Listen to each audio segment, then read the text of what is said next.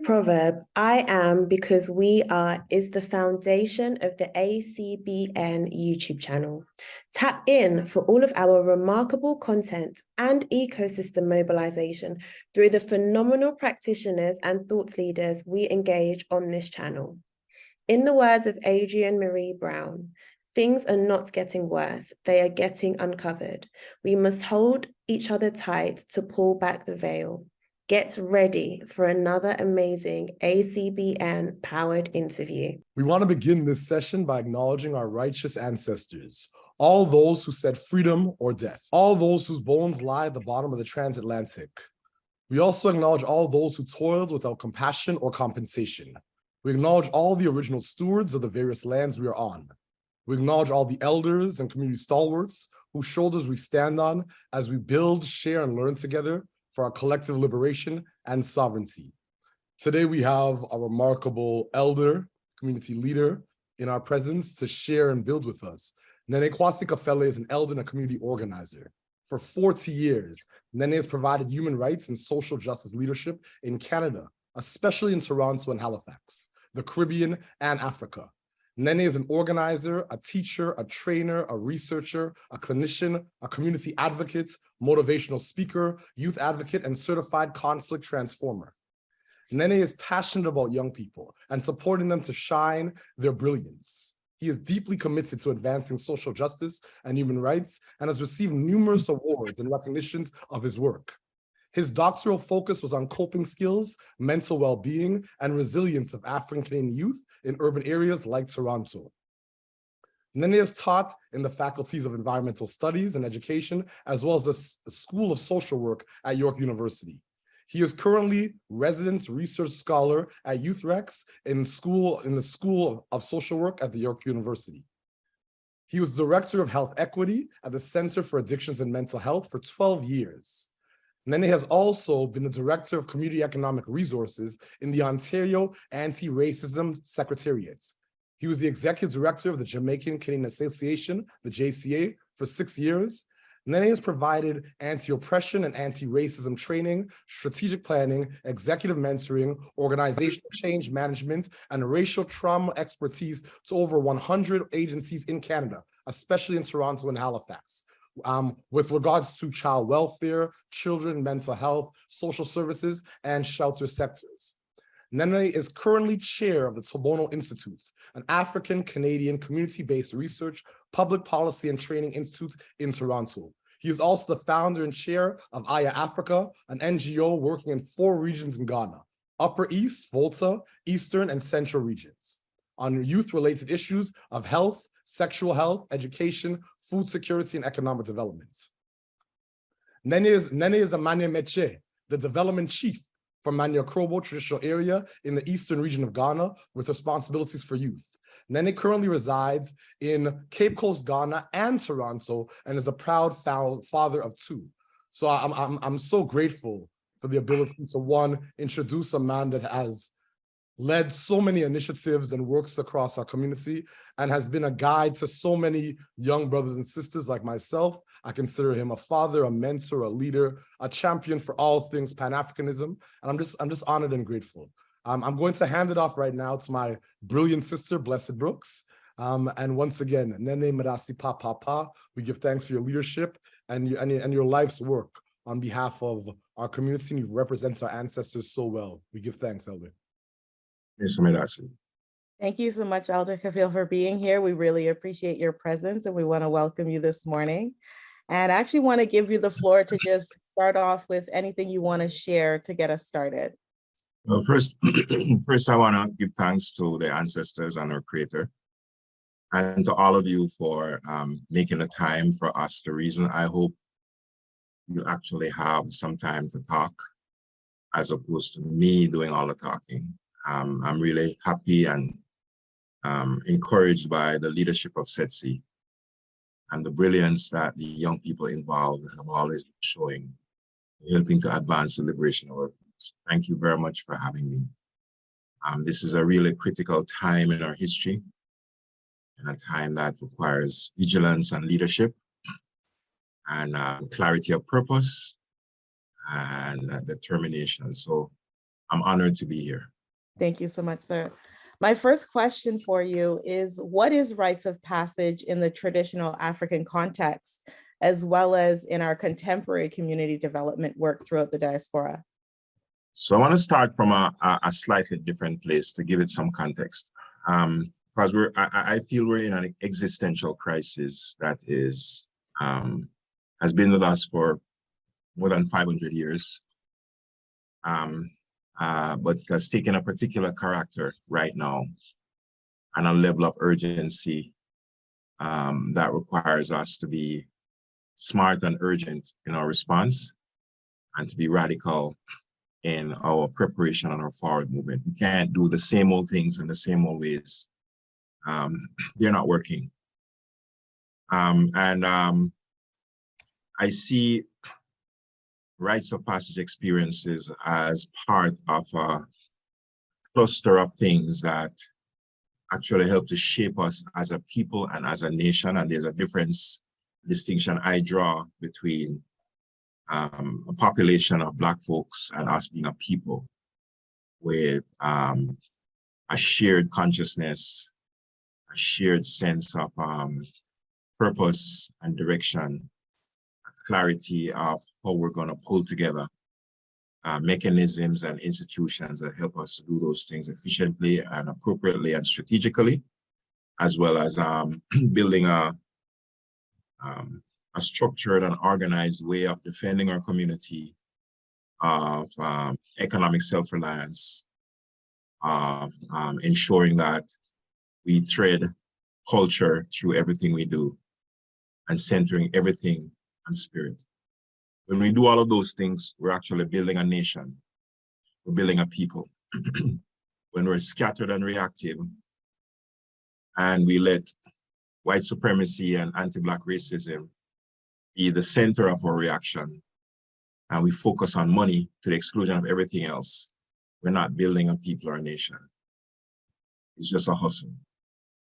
So a rites of passage process then fits into the healthy development of a nation.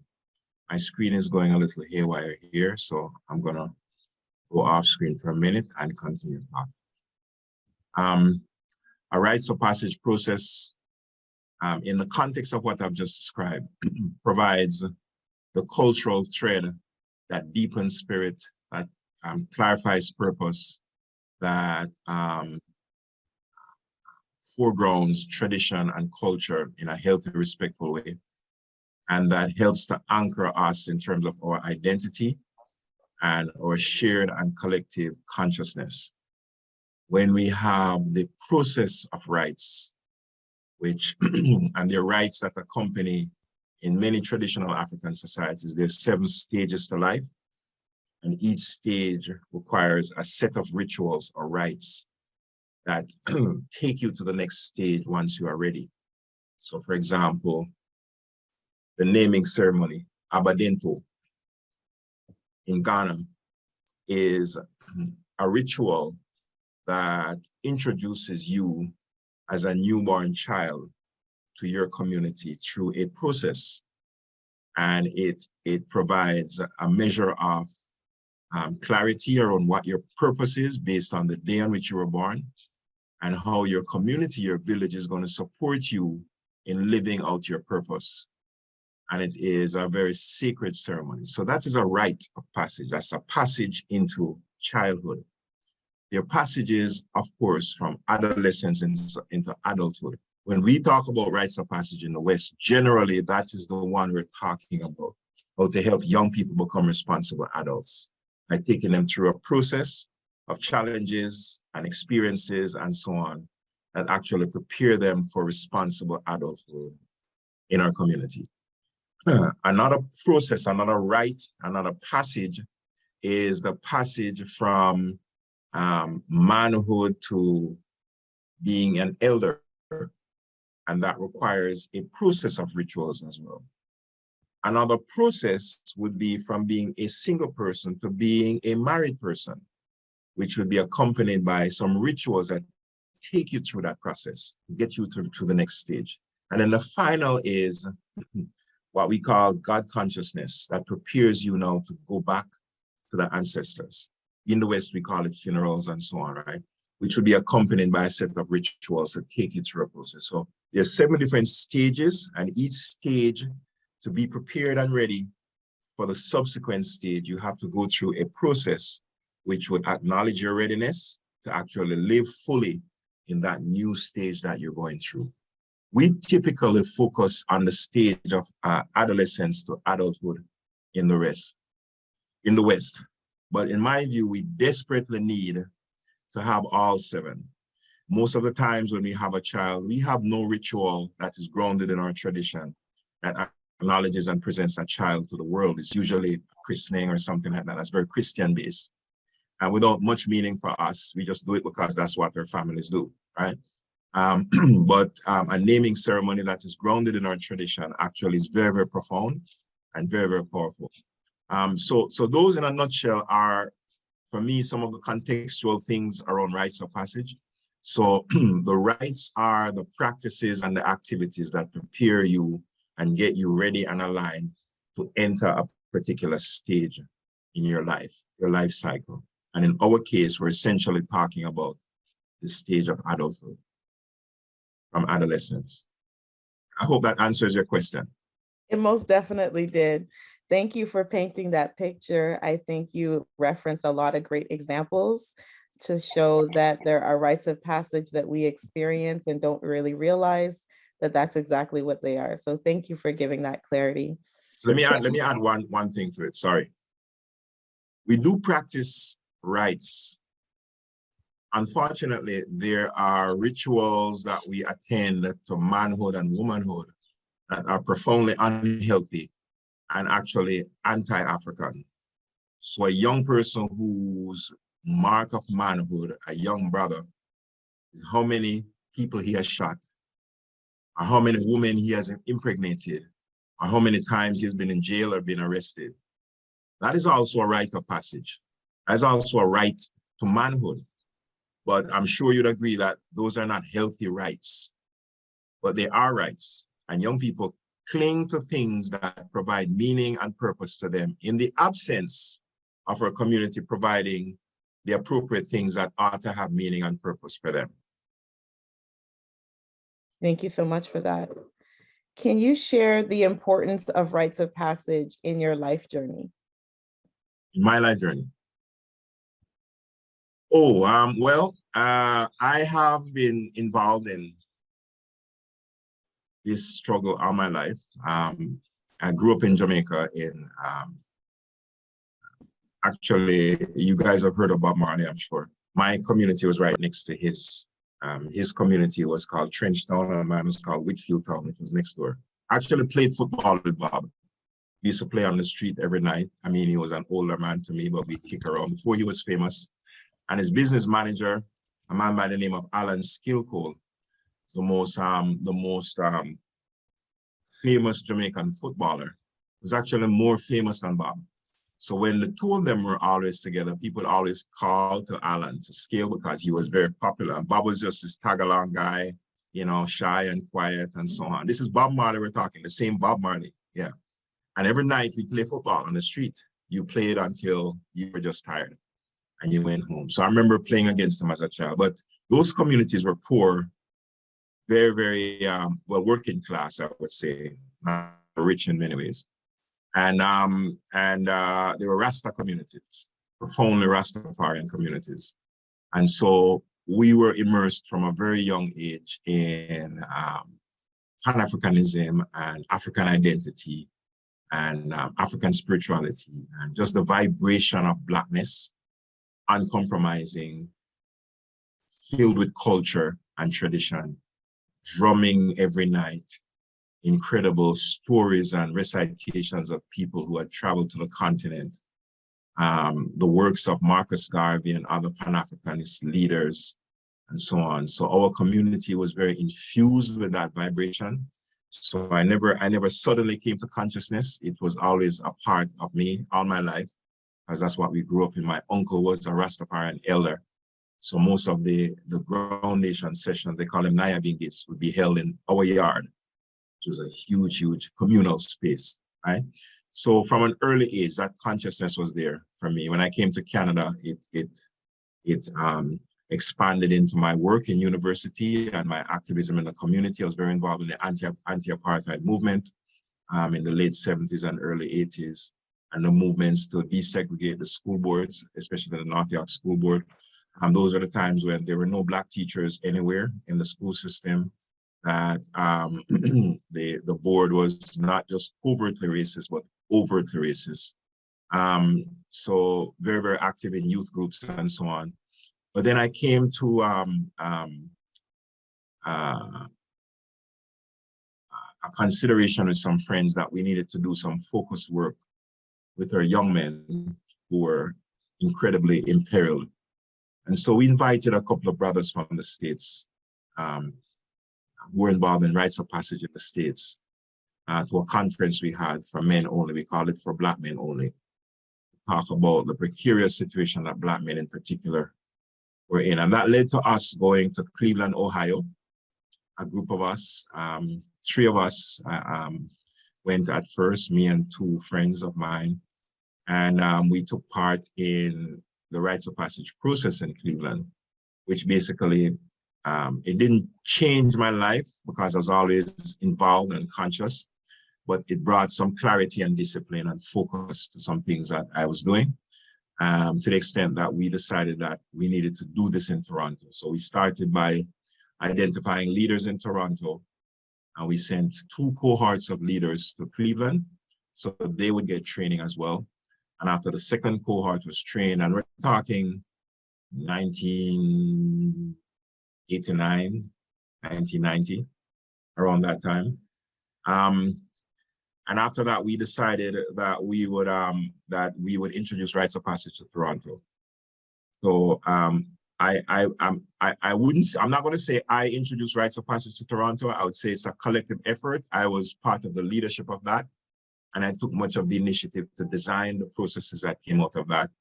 And following that, I did more training in Ghana. I resided at a shrine for about 7 months and got designated as a master teacher in a place called Akropong in the Ashanti region of Ghana. And then started to lead a lot of the rites of passage processes. That experience for me has been most profound in that it has provided not only an opportunity to support the development for young people in different ways, but also to contribute to community life in a way that was much more disciplined and focused and consistent. And we have expanded our work to include literally hundreds of people have gone through different rites experiences in Toronto because of the leadership of some of us. And so so this has been a really, really a singularly critical development in my life that has helped me to be who I am today and where I am today. My elder, Nene Kwasi, who's in Ghana right now, came out of my rites experience. I met him about 35 years ago when I did rites, and we've remained lifelong friends. We actually, myself, Victor and him, we live within, I'd say, 10 minutes of each other in Ghana. We're very connected. So I have my son on one side and my father on the other side. I got it made. That's excellent. I want to give you a space to talk more about the rites of passage here in Canada. So in your work in Black communities across Canada, are there any inspiring models or communities of practice that relate to rites of passage programming that you'd like to share or amplify a bit more? So, I mean, I can speak most definitively about Toronto.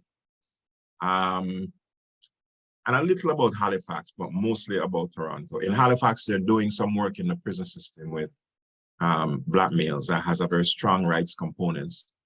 And it's very, very inspiring. A group of brothers called, I don't remember the name right now, but the leader is a brother named Marcus. Can't forget the name Marcus, yeah, brother Marcus. I'll remember the name and I'll pass it to you, Victor, later on. But in Toronto, there are lots of things happening.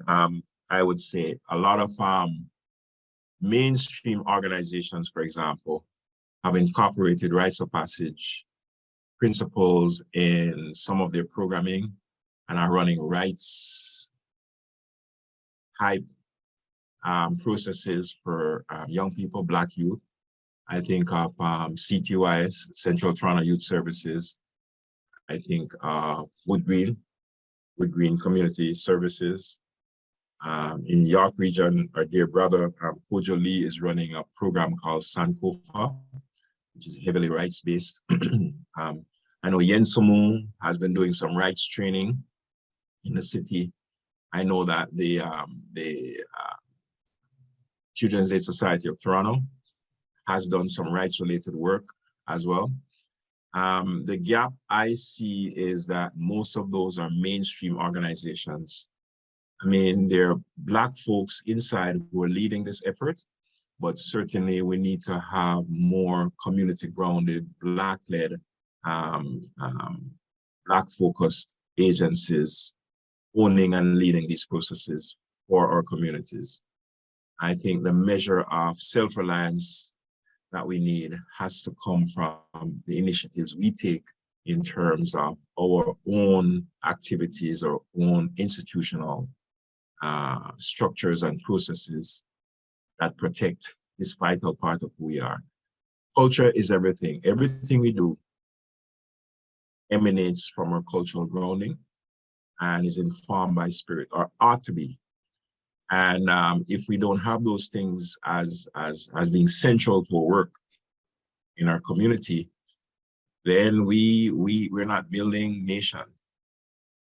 We're just a population, you know? So the intentionality around that, ask yourselves, those of you who work with different organizations, what is the cultural grounding of my group? Is it simply some performative thing? We say a few words at the beginning of our session.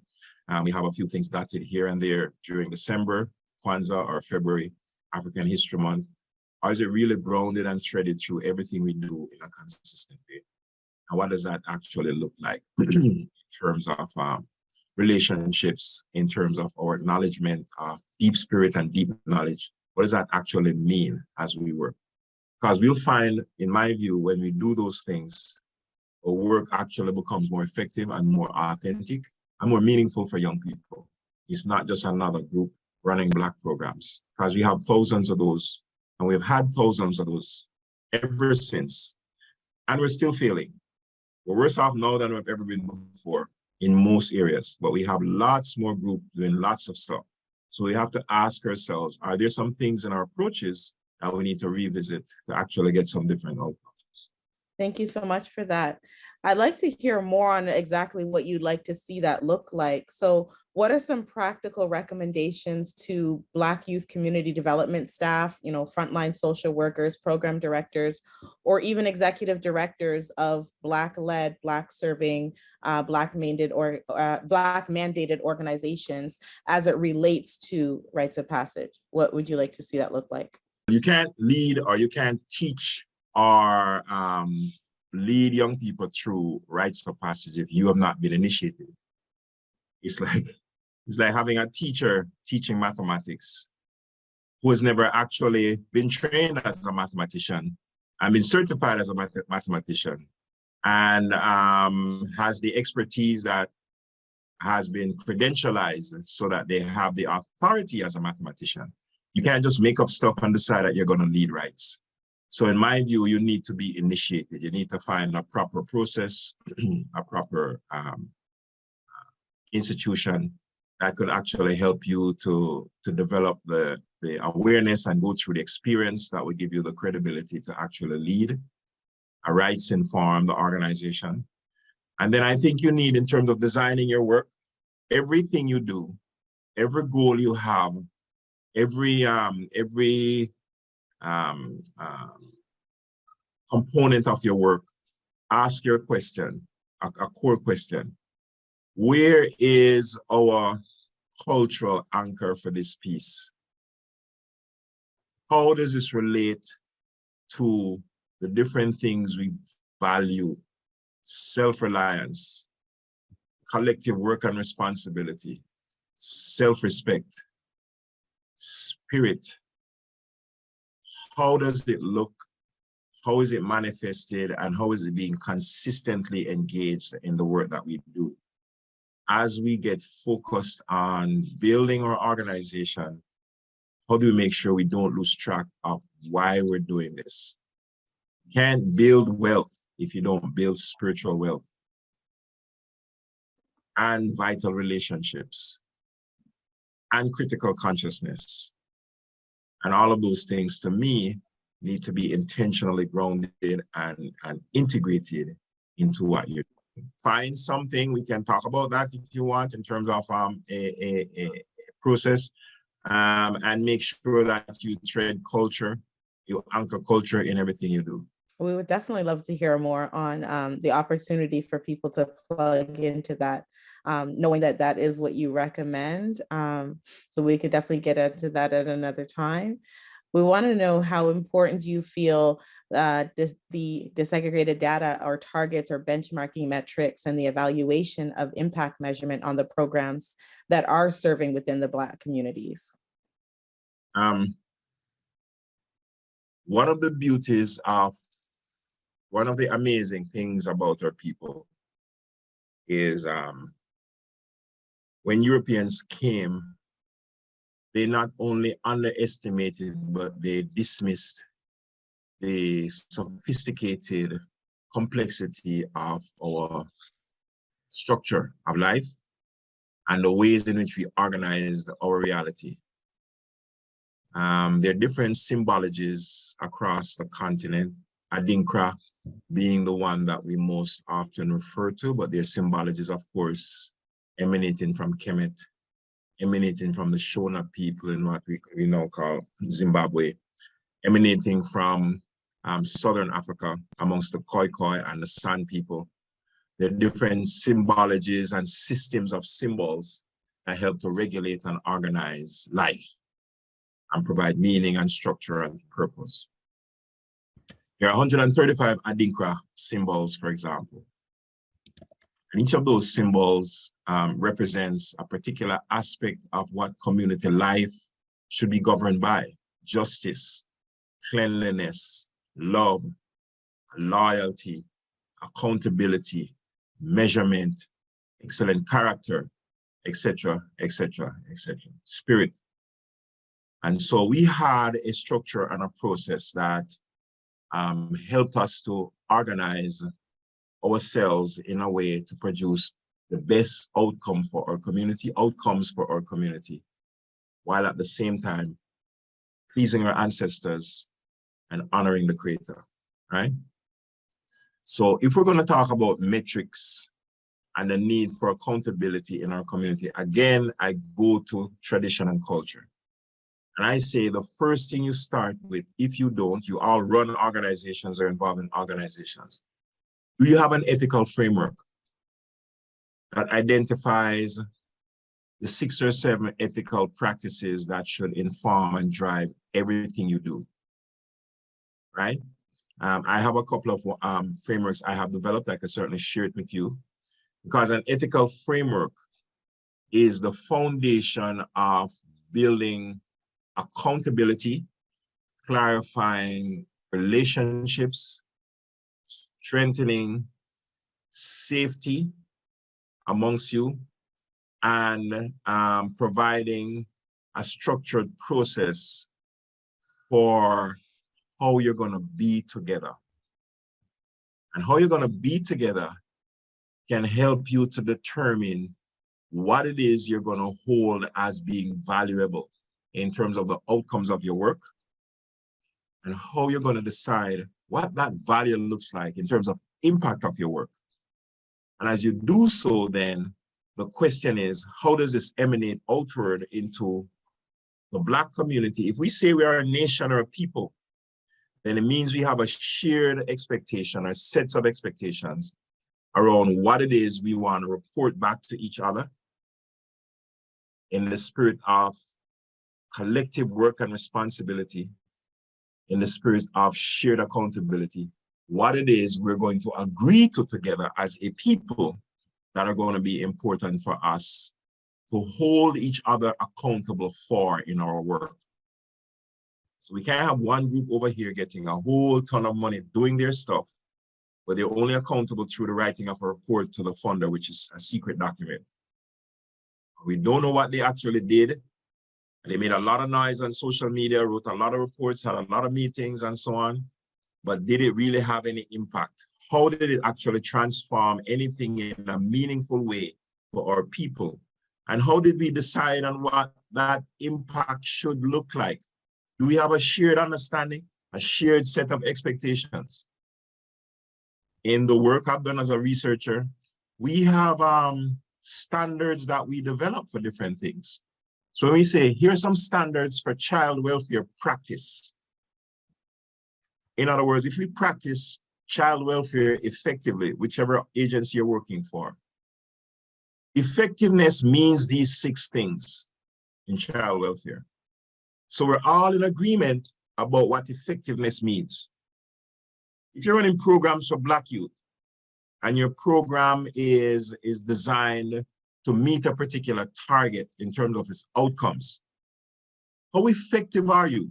Is it just a numerical target you're meeting?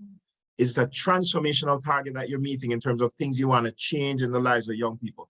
Their mindset, their attitude, their behavior, their pro-social approach to things, their decision-making, their leadership, their identity, their ability to handle money well, their reduction in the level of violent behavior. What is it you're actually measuring to show that you're having impact? And the way in which you measure that, is it a shared understanding amongst all the partners in this thing you're doing, in this community you say you're a part of? Or is it just your thing that you do for funders and for your board of directors? What is it? If it is a shared community thing, we have a lot of work to do because we don't have that. We have some assumptions we make. Yeah, that group, they're doing good work. Well, how do you know? Because you see lots of stuff on social media from them. Does that mean they're actually doing good work? How do you know? So for example, this Zoom that we're having with how many people here? 30 odd people, 40 people. 64 people. 64 people. This is an admirable space to have this reasoning, right? But the fact that we had a Zoom with 64 people isn't a measure of success of anything except your ability to bring 64 people together. The measure of success would be, what is it you're going to go away and do that is related to this meeting that you can measure in some tangible way? So I'm going to leave with 3 things. I'm going to get initiated. I'm going to develop some standards for my organization that is tied into impact in terms of the things I'm going to measure. I'm going to talk to my colleagues about how we actually build a shared understanding of that measurement, or that tool, or those indicators. So even if it's only 4 or 5 of us who are in a particular cluster, your cluster might be health, your cluster might be small business, whatever it is, we're going to develop some standards for that cluster. So then we are going to have a kind of rotating and integrated accountability mechanism. The other thing, child welfare, whatever, entrepreneurship, whatever, then we have a larger set of shared standards and accountabilities. So when we call a meeting with the community, we can say, here's what we have done, and here's how we think we have done. And these are no surprises because we all develop these tools together. And then that would be a measure by which we can say we're actually making progress, not just in some sentimental, abstract way, in some very clear and specific ways that we have been able to measure. And we have a council of elders who are providing guidance in that process. And we make sure we have young people who are keeping it real for us all the time. So it's not just some abstract thing. It actually makes sense in terms of their lived experience and their lives on the ground. And so when we meet and we acknowledge and we celebrate the things that are going well, it is meaningful. And this is not connected to what funders want. We give them what they want, but it's connected to what is in the best interest of our community. If we are a nation and not just a bunch of people running around, then we do it collectively. We start small and we build what we do it. So impact looks like what impact looks like. What impact looks like. Some very valuable points there, some actionable points. I think it's been very clear that it's about taking up action after hearing such valuable information. So thank you for making that crystal clear to the community. And many of our leaders nationally and internationally have raised awareness around rest being a form of resistance. As a leader, how essential do you feel self-care is to your well-being of the work that you do? Well, you can't be an effective warrior if you don't take care of your temple. And, you know, I am guilty of that. And so is this guy right here, Mr. Bosedale. We have a term we have coined called yesitis. Did you ever share that document with them? No, not yet. Yesitis is a terminal illness that community leaders often have. It's the inability to say no. For good reasons, because there's an urgency to getting things done, because you are a leader and you're committed and serious, because you have the skills and the expertise to get certain things done, because you have been doing a lot of things in the past effectively. So one more thing isn't going to kill you, because your expectations on you to do things, and because our people are mostly passive and disconnected and disengaged. And it takes, it unfortunately boils down to a few people doing much of the work. I saw a proverb a couple of days ago that said, remember, most people will quickly forget about you when you die. So live smartly. Remember, most people will quickly forget about you when you die, so live smartly. And so our ancestors say that they refuse to exist, they cease to exist when we stop calling their names. So our relevance to our people is bounded up in us being smart about how we take care of the temple, the physical temple we're in. So when we migrate to the spiritual temple, our presence remains strong and relevant to those in the physical realm. And that taking care of includes all the things that you all know. So I'm not going to repeat them. You need to make sure you eat properly, mostly plant-based stuff. If you can, you get your rest, you say no to things and encourage others to say yes to things. You nurture leadership, so it's not located in you alone or only a few people. You disperse it as much as possible. You be smart about your time, and you get your rest. So that self-care is really important. And we don't actually have enough programs. I am stunned by the fact that we actually don't have a lot of program-specific initiatives around self-care in our community in Toronto. If I wanted to get some trauma counseling support for Black youth, build their self-care and their ability to understand their triggers and manage those triggers well and so on, I have to go to a mainstream agency. We don't have an Afrocentric, African-Canadian trauma space where I could send a sister or brother to get some support that is grounded in our culture and our tradition and help them to heal and be well. We don't have a space, or we don't have significant initiatives that promote our collective healing as a people.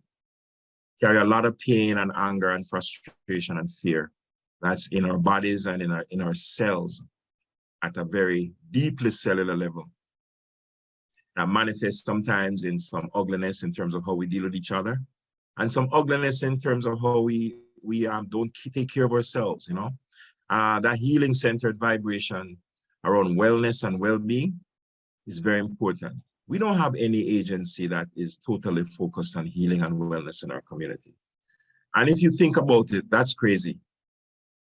No space that actually supports trauma in a structured institutional way, and no space that supports healing in a structured institutional way. But those things are central to our very being, our very existence. So maybe that is a programming area that we should talk about as well. in terms of how we have people doing things here and there, and we have individuals who are very well recognized and respected doing the work, but they're one-off stuff, and they're not grounded in any kind of institutional structured process. So yeah, somebody said the Ashe community is launching a Black Accessibility Knowledge Hub next month. I'm sure what that is. Are we going to get to most of the chat, or do we have questions, or do you have more questions? My only last question for you is, what is your call to action for Black communities across Canada, if you want to shed more light on what you'd like to see from the community? Oh, if you notice that every question I've answered, the last thing I give is a call to action. Because I don't like to just talk. I've talked enough all my life, right? I want us to act and be intelligent and strategic around that action. We have a body of knowledge to build on. We have incredible elders in our community. We have young people who are doing amazing work that we can capitalize on. We have leaders like yourselves doing incredible work in the community.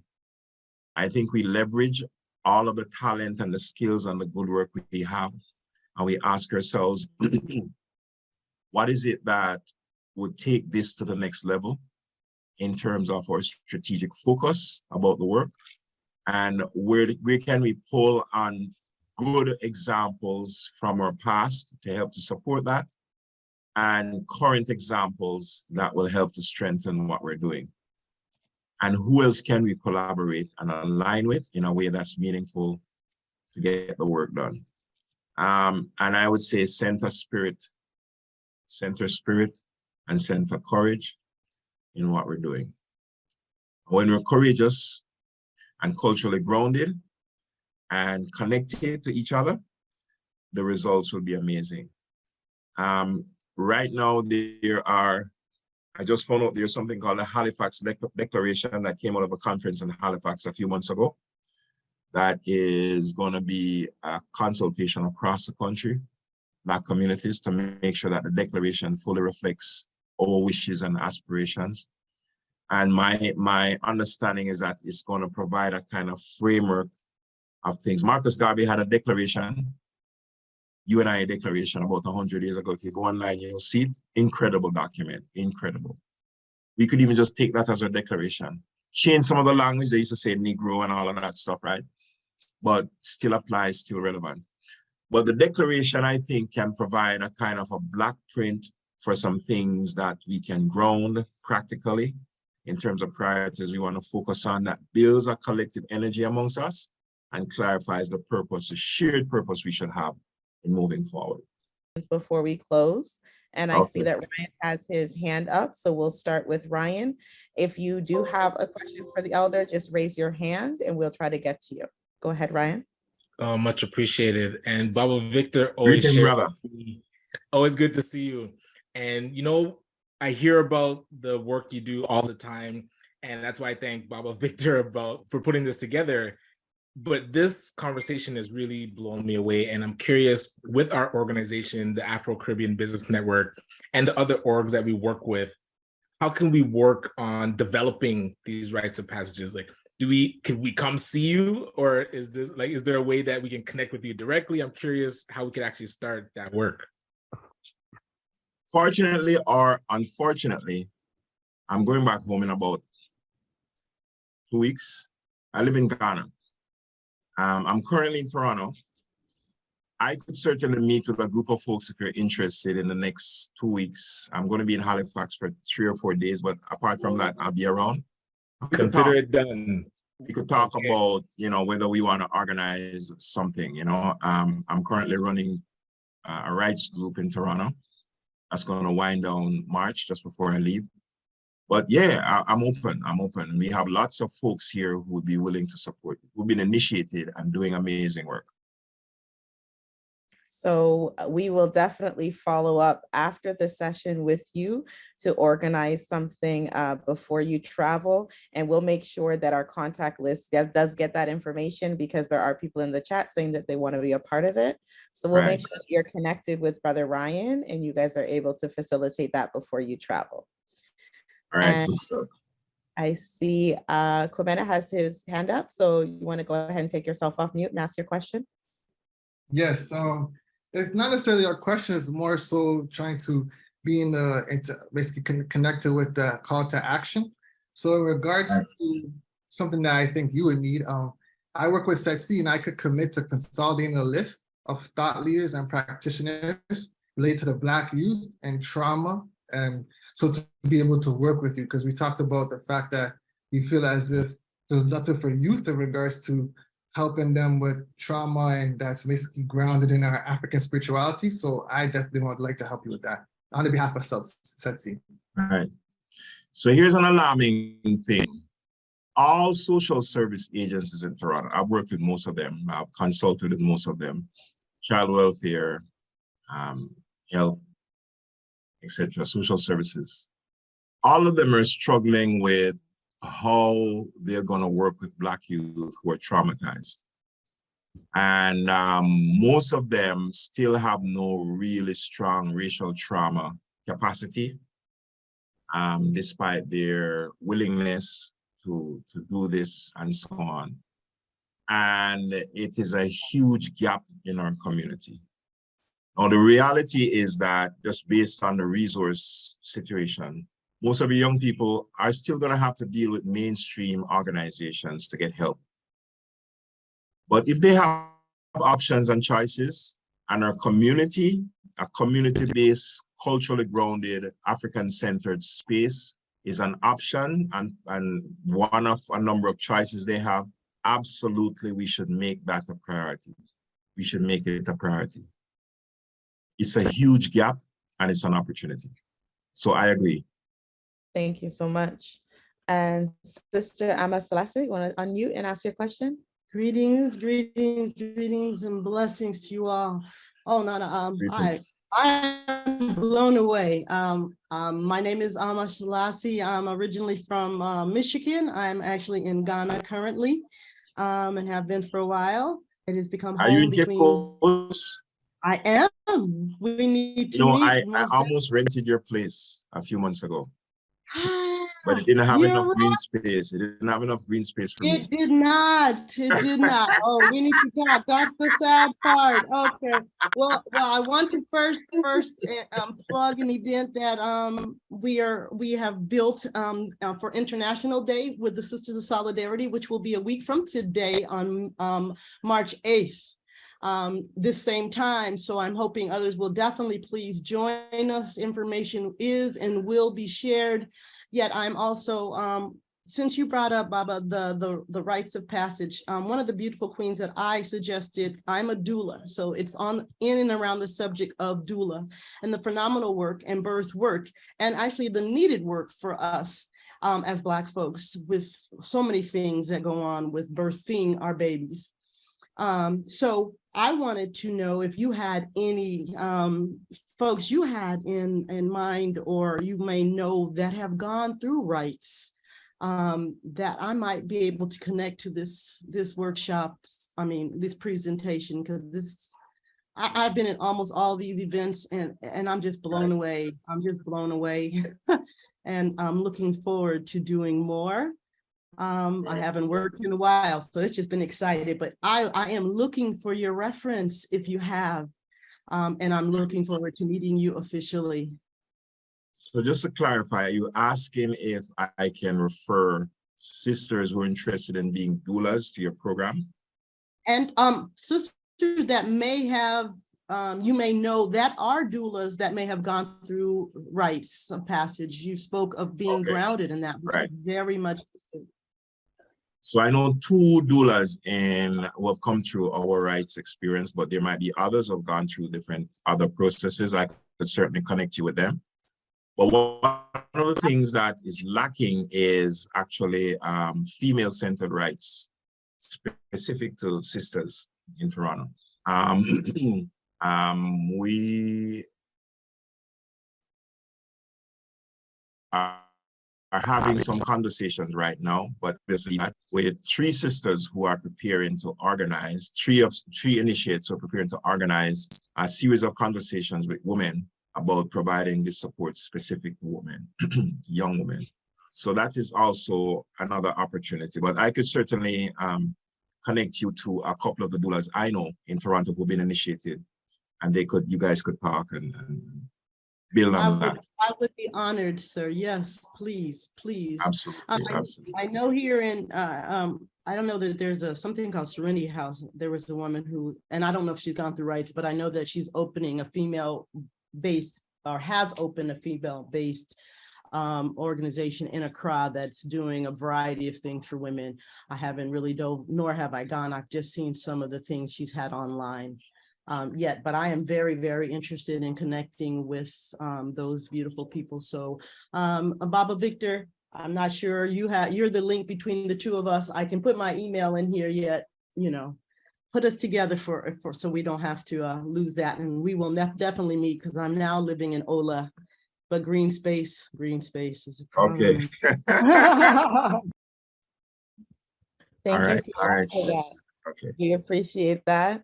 And our last question will go to you, Elder Fred, if you want to unmute and ask your question. Yes. Good day, Brother Kafele. I have not seen you in ages. Nice to see you. Glad that you're out of the crazy noise box that we live in, and you're in a much better place. My brother. Yes. My brother. How are you doing? Oh my God. It's been a long time. We go way Hurricane back. Gilbert. We go way back. Hurricane Gilbert. Yes. Yes, my friend. We're talking 30-something years, man. This brother was very, when I was at the JCA, I was executive director there. We had the Men Conference to Hurricane Gilbert, which destroyed Jamaica. We're talking the year Ben Johnson won the gold medal in Seoul. Whatever year that was the year. 88. And this brother was amazing, man, in terms of his support, his hard work, his diligence, his involvement, his seriousness, his commitment. Good to see you. So we're talking 30-something years. Yes, a long, long time. Wow, anyway, wow. what I wanted to touch on, I wasn't able to join this program from the beginning, but when I got in, you were talking about the trauma that our youths experience. Right. We are Liquid Green Products. We make a line of household products, but we have also merged health into our company. And one of the things that we focus on is nutrition. I'm of the opinion that one of the biggest problems, the biggest causes of the trauma our youth are experiencing is the lack of proper nutrition.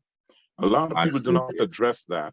And I think that is something that we need to focus on and let them understand the importance of proper nutrition. That would solve a lot of the mental illness and the, you know, the cause of ADT and all those crazy tags that they put onto our kids, right? So I'm not sure if this is something that you would like to address.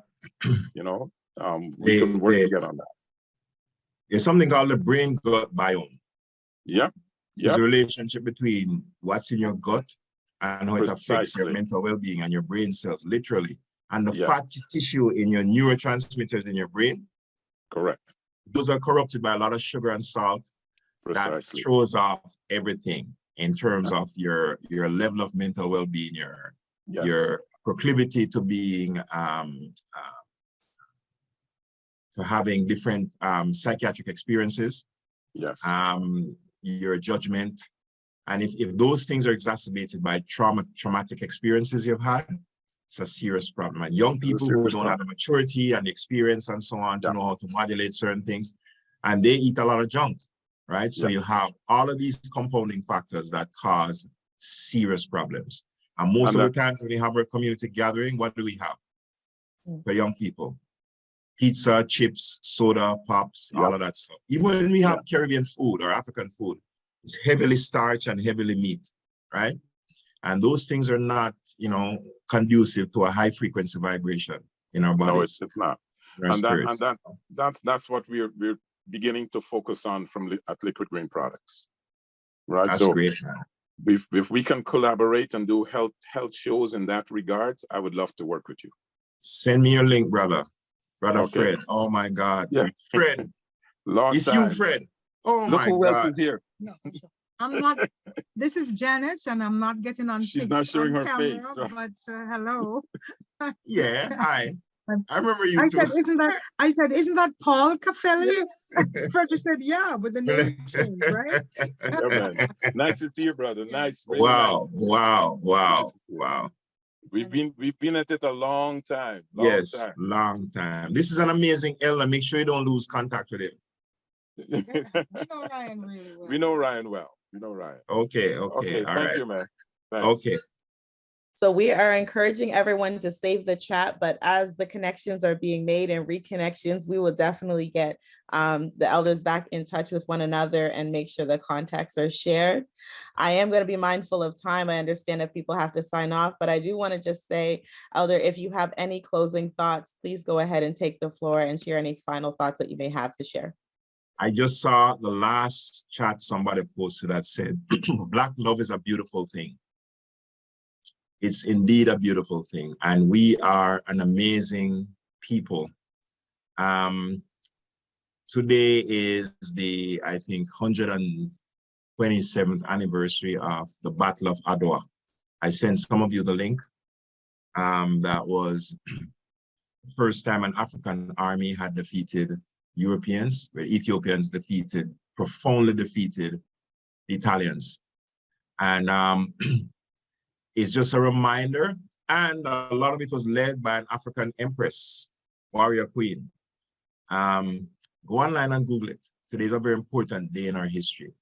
And so I say that to remind us of the genius we have that's coursing through our veins, that's in our genetic stamp and imprint, that we carry with us thousands and thousands of years, 180-something thousand years of our ancestors, achieving and building and overcoming and creating and defining and defying and standing up and resisting and loving and sharing.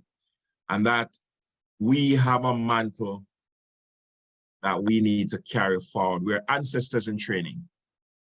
And so when others call our names years from now, when we've gone back to the spirit world, they should do so with pride, because we've done our bit to advance the liberation of our people. It's a beautiful thing when leaders get together and we can share and build and learn from each other and show the kind of healthy love and respect that we need to advance the liberation of our people.